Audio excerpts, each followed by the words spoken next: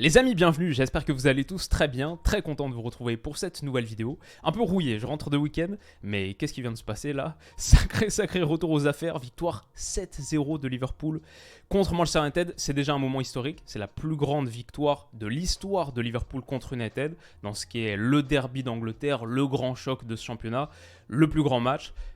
Déjà les hommes de Jürgen Klopp signent donc une soirée historique, marquée aussi par le record de Mo Salah qui devient le meilleur buteur de l'histoire des Reds en Première Ligue, grand moment, mais aussi un moment assez dingue niveau actualité. Enfin, Liverpool, dans ce match, il y avait la question de la course au top 4, la bataille au top 4. Est-ce qu'ils pouvaient encore continuer à rêver du top 4? Visiblement oui, on va en reparler très vite. Pour United, bien sûr, pour moi la question c'est quoi?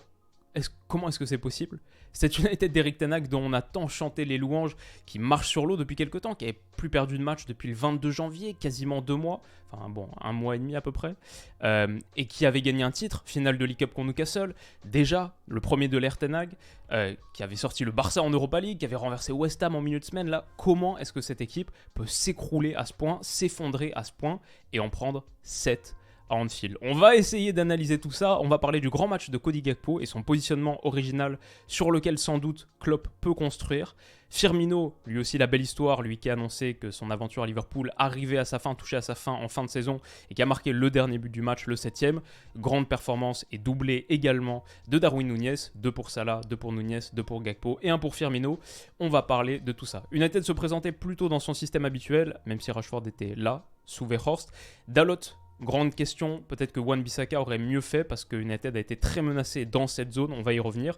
Mais voilà, je m'attendais à un grand match, je m'attendais à quelque chose, à une vraie confrontation, un vrai choc. Ça a été un grand match, ça a été un moment pour l'histoire, mais pas forcément celui que j'imaginais. Côté Liverpool donc, pour les hommes de Jürgen Klopp, un milieu à 3, Harvey Elliott, Fabinho, Henderson, mais en réalité, pour moi, plutôt un milieu à 4, quasiment avec une pointe en losange, Cody Gakpo qui était systématiquement en décrochage et qui a fait très mal. Vraie supériorité numérique dans l'entrejeu pour Liverpool face au tandem Casemiro-Fred. Parfois il y avait 4 gars et je pense que ça a fait beaucoup de différence. Núñez et Salah qui étaient les deux devant, plus avancés. On le voit ici typiquement. Quand Cody Gakpo peut participer à la création, c'est tout de suite des décalages qui s'ouvrent. En l'occurrence là pour Harvey Elliott. Et on le voit, après il poursuit sa projection, bien sûr, il rejoint le secteur offensif pour conclure, mais il est un cran en dessous, Cody Gakpo, de Darwin Núñez et de Mohamed Salah. Ça a très bien marché, on le voit ici par exemple, ça permet à Liverpool de résister à la pression d'United, parce qu'à la base le plan d'Eric Ten Hag, il est comme dans n'importe quel match, être haut, faire mal à la phase de relance adverse, et là, Virgil van Dijk, dans cette phase de relance, peut trouver un ballon vertical super intéressant, boum, pour Cody Gakpo là, en décrochage. Il est difficile à suivre en plus, parce qu'en plus il a la vitesse, il peut accélérer derrière, demander dans la profondeur, donc c'est un gars très difficile à contrôler, à maîtriser. Là, il joue en retrait. Liverpool se crée une bonne situation dans la foulée. Trent Alexander-Arnold et aussi Robertson dans une zone. On n'a pas encore parlé du très grand match de Robertson. Vraiment super performance. Dans une zone où United était très vulnérable. Et ça, on va en parler très vite avec le premier but. Mais voilà, là, il revient sur son pied droit. Il enroule, c'est sorti sur la ligne. Mais c'est exactement dans cette situation que Liverpool va menacer et va créer pour s'offrir le premier but du match à la 43e minute. Le premier but, c'est à la 43e minute et il y en aura 6 de plus derrière. Il y avait encore 0-0 à ce stade de la rencontre, ce qui est assez fou, assez dingue. Mais donc voilà, moi ce que j'aime bien, c'est là Robertson touché. Et Cody Gakpo, boum, il peut plonger dans la profondeur et on voit à quel point c'est difficile à maîtriser dans cette zone. Fred, est-ce qu'il doit le suivre jusqu'au bout? Dalot qui est venu sortir sur Robertson parce qu'il y a toujours la volonté pour United de sortir sur le porteur, de lui mettre le maximum de pression. C'est un peu la prolongation de la pression individuelle, du marquage individuel qu'ils font dans la moitié de terrain de Liverpool. Quand Liverpool réussit à s'en sortir, tu continues à sortir, mais il y a des espaces qui s'ouvrent. Et là, dans cet intervalle Varane-Dalot, ça a été très compliqué pour United. Robertson, hop, on voit que Fred suit, mais c'est pas vraiment son rôle, il suit pas jusqu'au bout. Et derrière, une fois que Robertson va ouvrir, faire mine de rentrer, de sortir plutôt à l'extérieur, d'alerter Cody Gakpo peut-être sur un simple ballon extérieur, et Fred, il va vraiment prendre l'extérieur, beaucoup se décaler. Le moment où il se rend compte que c'est l'intérieur finalement qui est menaçant, c'est trop tard. Robertson donne un extraordinaire ballon, vraiment à souligner, dans la profondeur là pour Cody Gakpo, qui s'est bien déplacé, qui met un peu la misère à Raphaël Varane, qui défend très très mal l'action, très très mal la situation, enroule 1-0. C'est magnifique, superbe action. Ça provient, comme on le voit, comme je l'expliquais tout à l'heure, d'Alisson. Donc on voit le marquage individuel là pour Manchester United, pardon. Fred ici sur Gakpo, hop, hop, hop, la volonté de contrôler les gars de devant pour rendre la progression difficile. Mais Gakpo, on voit ici, c'est vraiment le gars qui est difficile à contenir. Est-ce que Dalot doit aller dessus? Est-ce que Fred doit aller dessus? Est-ce que Anthony doit aller dessus à la rigueur? Très très difficile à maîtriser ces décrochages dans une zone où United est en infériorité.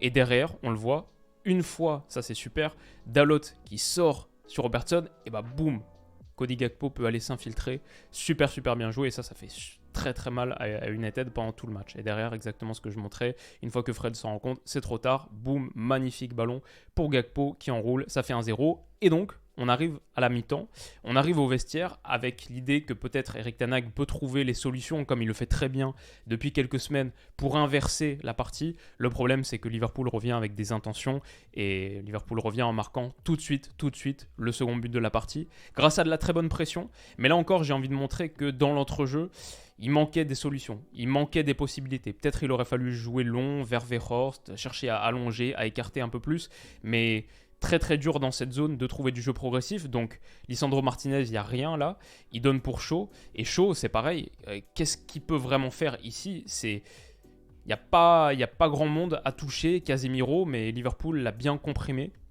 Et en plus, il faut dire aussi que techniquement, United a eu beaucoup de mal. Luke Shaw a été catastrophique. Là, la passe, elle est donnée. Boum, récupérée par Harvey Elliott. Derrière, il y a eu des interventions, mais mal maîtrisées.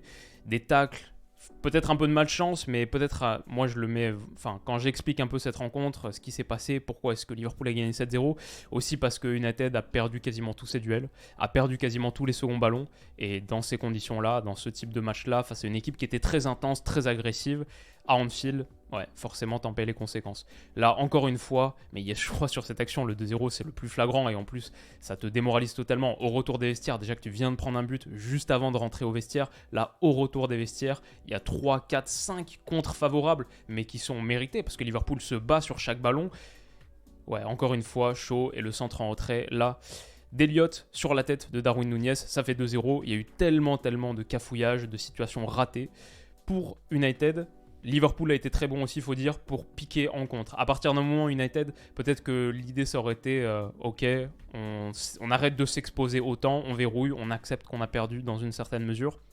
Mais non, ils étaient un peu enragés. C'est aussi un peu peut-être la qualité de cette équipe mentalement. Voilà, ils veulent jamais abandonner. Ils ont de très très gros caractères. Quand on voit Anthony, Casemiro, Bruno Fernandes, des gros caractères un peu volcaniques, un peu bouillonnants, qui détestent la défaite, qui détestent perdre, et quitte à en prendre, voilà, ils veulent en marquer, donc ils s'exposent énormément, et Liverpool a vraiment profité de ça. Cody Gakpo, superbe contrôle orienté, là sur Jordan Henderson, qui est à la base de cette action, sur un corner d'United, ça a été une situation qu'on a beaucoup vue en seconde période, très très bon contrôle orienté de Cody Gakpo, cuisse gauche, pour ensuite aller écarter, trouver Salah dans la profondeur. Et là, c'est le moment, peut-être le highlight un peu spectaculaire de la partie. Salah sur Lisandro Martinez. Pouf, la feinte. Et il est déjà en train de faire son crochet dans l'autre sens. Lisandro Martinez s'est même pas retourné pour le premier crochet. Il est encore en train de se retourner pour le premier crochet. Et Salah a déjà passé le deuxième.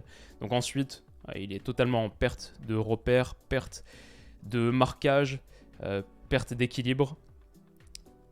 Et il tombe, et Salah peut mettre un ballon magnifique, mais pour Gakpo, la finition est superbe, peut-être encore plus impressionnante, parce qu'un piqué là, angle fermé, dans cette zone, peut-être que De Gea peut faire un peu mieux aussi, mieux boucher l'angle, ou pas se faire battre dans cette situation, mais ça fait 3-0 pour Liverpool, et encore une fois, il y a eu des situations sur des corners, où United engage toutes ses forces, toutes ses ressources, et derrière, quand ça contre, il n'y a plus grand monde.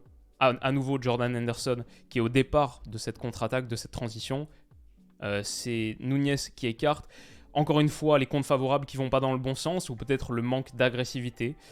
Quand tu n'es jamais sur les seconds ballons comme ça, il y a quelque chose à dire là-dessus, mais les troisième et les quatrième buts se ressemblent énormément. Et le deuxième but aussi. Mais sur une phase de transition avec des comptes favorables, boum, Salah se retrouve au bout, pied droit, la frappe sous la barre, elle est magnifique.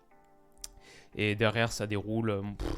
Il y a plus grand chose à analyser dans le sens où United a totalement lâché mentalement. Je sais pas, sur un second ballon là, Henderson peut centrer sans opposition. Il y a 2 gars d'United qui sont en dehors du terrain, qui reviennent un peu au trot. Et il dépose ce ballon sur la tête de Nunez qui se fait pas prier. Ça fait 5-0. Là, encore une fois, une récupération haute sur un ballon perdu par Garnacho. Bah voilà l'espace qu'a Harvey Elliott. Voilà, United a vraiment lâché au bout d'un moment et en même temps à 5-0 à la 83e. Quelque part, on peut le comprendre, même si c'est un vrai truc sur lequel travailler. Et Shaw, boum, son dégagement, il est sur Firmino. En plus, il joue de malchance. Mais c'est pas que de la malchance. Quand tu perds tous ces seconds ballons, ça fait 6-0. Mohamed Salah qui devient le meilleur buteur de l'histoire de Liverpool. 7-0 dans la foulée pour Firmino. Eric Ten Hag, la tête des mauvais jours. Et juste une raclée, une humiliation, une gifle. United qui se fait absolument démolir. Et un match pour l'histoire.